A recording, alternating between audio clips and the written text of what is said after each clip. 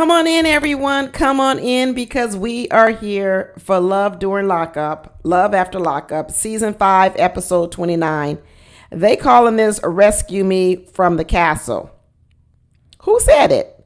I think it was Samantha who said it. Rescue me from the castle. She talking about Rick with that $90 ring. I can't believe Rick married Samantha. Samantha's only marrying Rick for what? I don't know. So she could have somewhere to go after she gets out of prison. I really don't get this. I'm really surprised Rick married her. I'm really surprised they went down to the courthouse with that $90 ring and he married her. And now all of a sudden he's talking about money. He had a $90 ring, a 30-minute wedding, no conjugal visit. And I think they're only 2 weeks in and she's like, Samantha's like, do you love me? Do you really want to be in this? Because I don't feel like you do. Samantha's trying to control Rick from the jailhouse, the jail cell. She said, I don't want to get no job, nothing. I don't want to do nothing. This ain't gonna last. We know this isn't gonna last. And then we saw Iyanna go to jail. Once again, not taking accountability for anything. She 30 minutes late to report and she said, well, they're gonna have to understand because I had to watch my babies. Iyanna sure loves to bring up watching them babies as an excuse for every time she don't do what she's supposed to do. But do we think them kids are really cared for? No, she ain't doing a good job caring for them kids. We can tell. But whenever she does something wrong, she always want to blame it on someone else, the system. I sure hope she wasn't drunk driving and driving one high with them kids in the car, because then that would have been child endangerment too. So she must didn't have them in the car, but she always got an excuse, And then she yelling at her mama, talking about hurry up and drive because she didn't know what to pack to go to jail. And then she had to stop at Walmart to get some stuff. And then she telling her mother to shut up and keep driving faster. Iyanna got problems. Her problems ain't going to end here. Her problems aren't going to end when she gets out of jail. Like her mother says, I hope you do some reflecting in jail. I hope you grow up. It ain't going to happen, mama. She ain't going to grow up. She ain't going to do no reflecting. And you're going to have to keep picking up the pieces of her life, unfortunately. The mama's disappointed and so are we. I know I'm disappointed. I remember episode 1, I was feeling sorry for Iyanna. Please, that went out the window. Out the window after episode 2. And I think heartache is coming from Shantae. That's on the way. Heartache is on the way for Shantae. I think we just got to wait a couple of more episodes and it'll be right at her front door. This is going to crash and burn too. And who knows what's going to happen when Rob gets out of prison. He had to give his phone back. I was wondering how he would sit up there with an app on his phone, watching cameras with jewelry on and all this. How could Rob be doing all of this stuff in prison? Well, I guess they cracking down. They must have heard he was filming inside the prison and they started cracking down. He says, I ain't trying to do no more years up in here in prison. So he sold that doggone phone. So he's been a ghost the last couple of days. But as the episode ends, she's going to pick him up. And I guess we're going to see next week him returning home.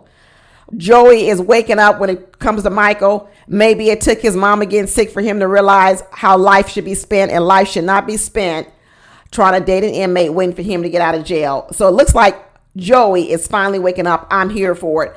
But we need to get there quickly. We need to get there to talk about Candace and Andrew. It's not like none of us saw this coming. We all saw it coming. We just didn't know how the train wreck was going to play out. And let me tell you, the way it played out, I tell you, Candace is a cold-hearted girl. She is cold-hearted. You know, all season long, we ain't never seen Candace smile. She sit there doing her confessionals with her bland face. But we finally saw a smile from Samantha. Finally saw a smile at the very end of the episode when she calls up her girlfriend, her partner in crime, and says, I did it, girl. We finished the scam. We finished the scam. She was so happy, smiling ear to ear. Her girlfriend told her, hang in there, finish it out, do the plan, stick to the plan, don't get weak in the knees, finish it out. Candace says you can't really call this a scam because it was too easy. It's like taking candy from a baby. That can still be a scam too. You can scam a baby. It's a scam, Candace. I don't care how easy it was for you.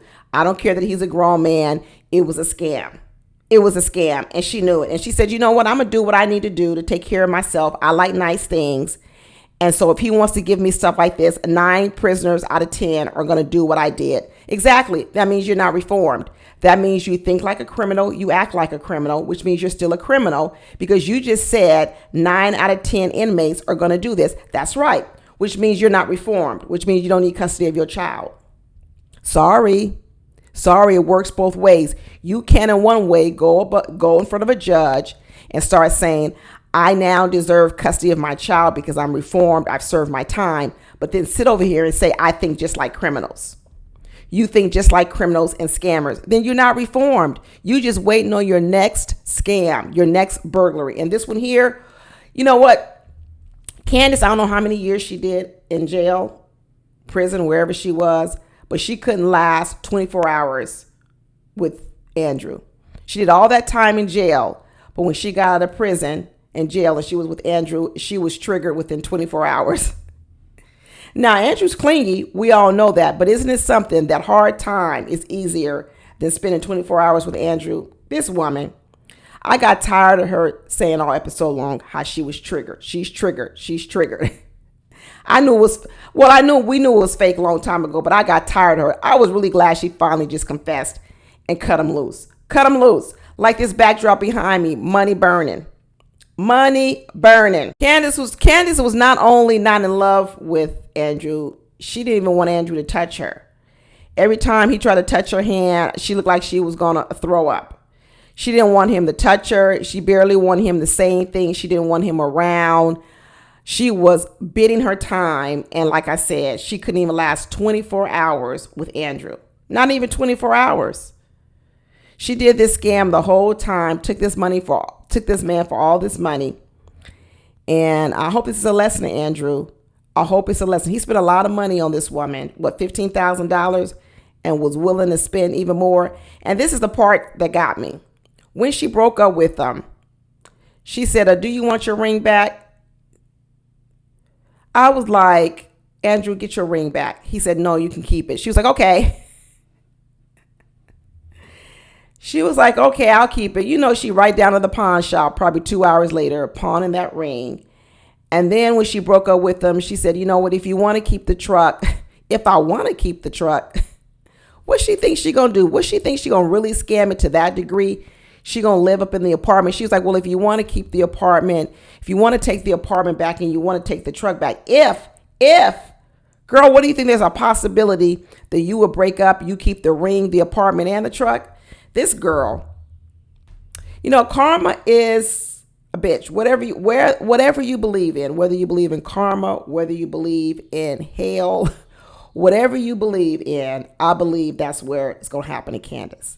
Stuff comes around.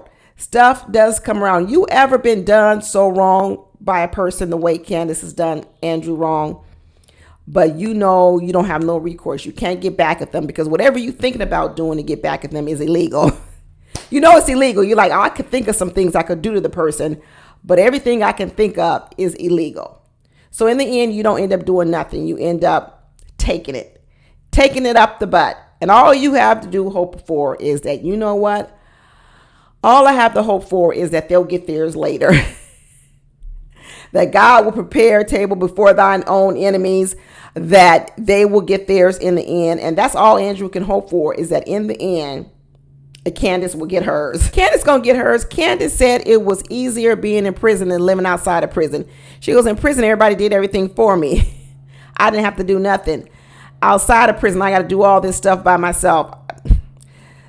Please. Candace is gonna be on to her next scam victim pretty soon because Candace is a user. She robs people. She burglarizes people. And this is not going to end. And she probably going to end up back in jail again. If she doesn't end up back in jail, she's going to end up being the victim of domestic violence. Because let me tell you, there are some men that will seek vengeance on Candace for the stuff that she's doing out here. There is. There's a threat of violence against her. She needs to stop it because I don't think it's going to end well. I don't think that she thinks she's going to come up against the wrong person. She's going to try the wrong person. She's going to try to scam the wrong person. She's going to try to rob the wrong person, and it's not going to end well for her. She's rolling the dice out here in these streets. She really is, especially in Vegas. Vegas, please. There's so many people in Vegas are willing to do worse than Candace and what she did to Andrew. Worse. She want to talk about how she's so used to being treated mean by men. I don't know what came first. A lot of people out here, they talk about how they're a victim, but sometimes you realize, are they the victim or were they the perpetrator? Candace strikes me as the perpetrator. She does not strike me as a person that has always been the victim. She strikes me as a person who's been the perpetrator, and then guess what? People get back at her. People get back at her and they treat her the way she treats other people. She's horrible. Just absolutely horrible. That smile on her face at the end of the episode when she smiled, I was like, oh, that's so devious, devilish. Horrible. Absolutely horrible. I really don't have that much to say about this episode. So honestly, y'all, this was it. This was it.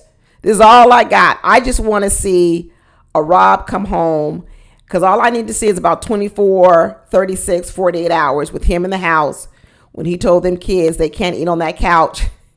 And I just want to see how it goes. So maybe I'll see y'all next week to see a Rob's coming home party. Anyway, that's it, y'all. Talk to you later. Bye.